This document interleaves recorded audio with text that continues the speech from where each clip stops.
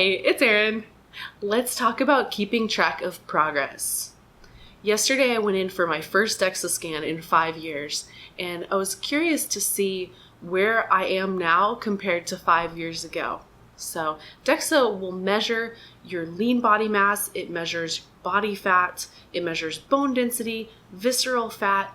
It's really cool because you can see your symmetry. So you can see exactly how you measure from left to right. So for example, a lot of us are dominant on our right side, so a lot of times the musculature on the right side of the body is going to be, or the upper body is going to be a little bit more, and you might find you're a little bit leaner on the side that you use more often.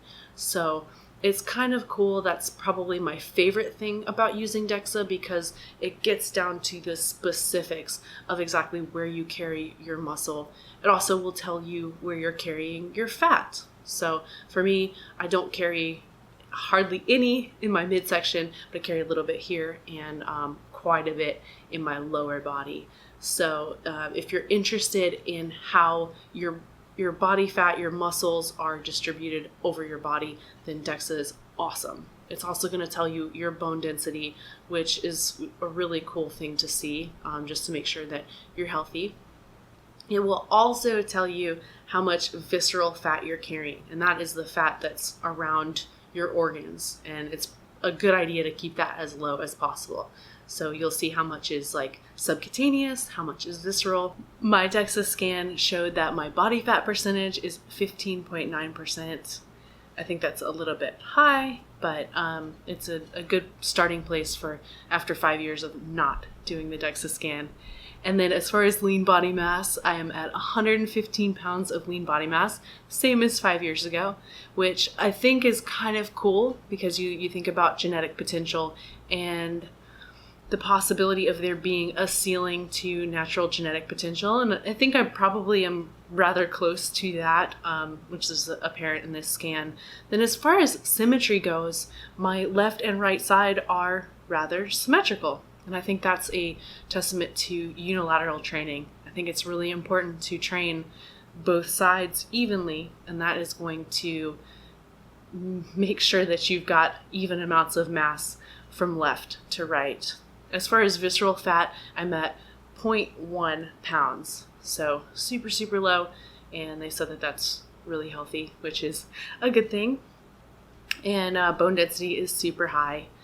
The thing with the Dexa, and some machines will do this and some won't, is that they will take your head into account, which might sound silly, but if you think about it, the brain is almost entirely fat. So if you're adding that to the overall body fat percentage, which, if we're interested in just the physique part, then we're not necessarily interested in overall body fat. So if you go get a Dexa and they have the ability to kind of just measure you without the head, then I would say definitely go give that a try. But like I said, once every 6 months is kind of cool to see where you are as far as just your overall symmetry, overall fat distribution. And overall fat distribution for me is mostly in the lower body. I am a pear shape, which is not surprising. Most of us ladies are.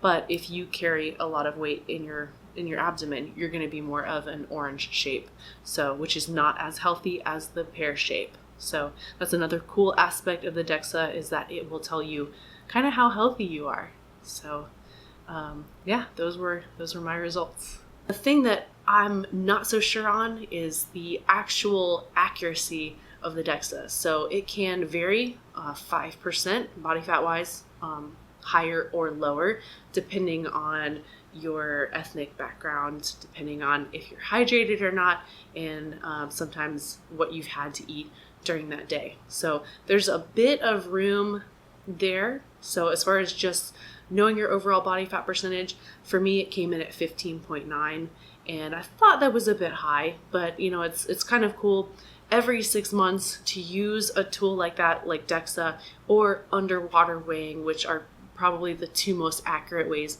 to track your body fat. So as far as keeping track of progress at home, it's pretty easy to do.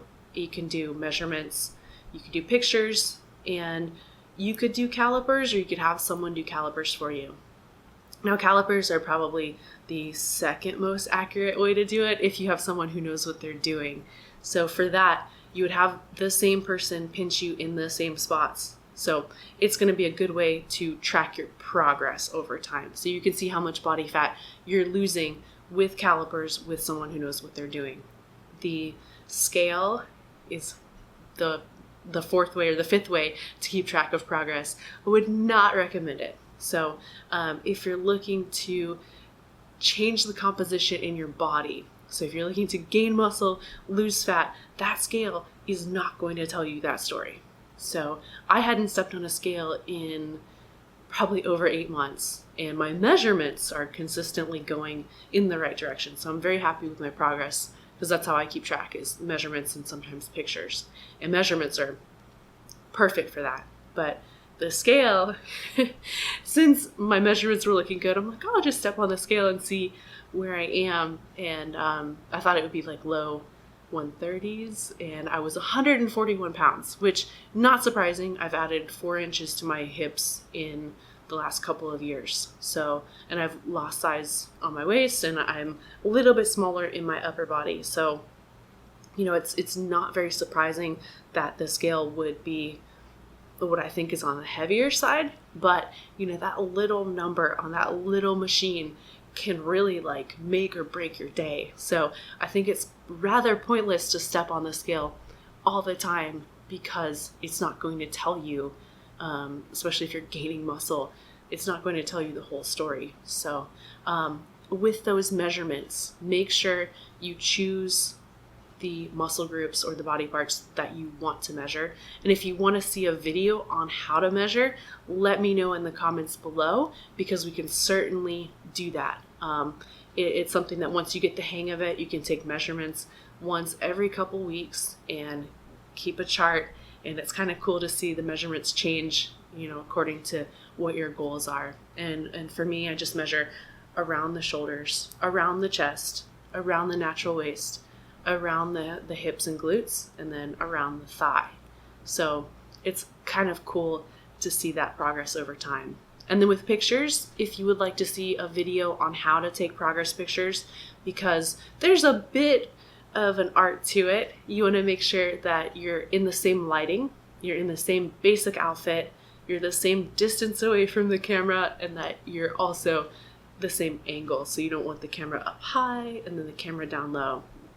But with your pictures, you can set them side by side every 4 weeks and really, really see those changes. So those are the 2 at-home methods that I would recommend. But, if you have the time or the funds to go get a Dexa scan, definitely do one probably every 6 months, because it's going to tell you exactly how your muscles are distributed left to right. It's going to tell you about that visceral fat, your bone density, and it's going to give you your overall body fat percentage, which is, take that with a grain of salt. So it could be on the low side, could be on the high side. So if you like this video, please consider subscribing, and don't forget to click that little bell. You'll be the first to know whenever a new video comes out. Thanks for watching. Until next time, train hard, y'all, and measure right.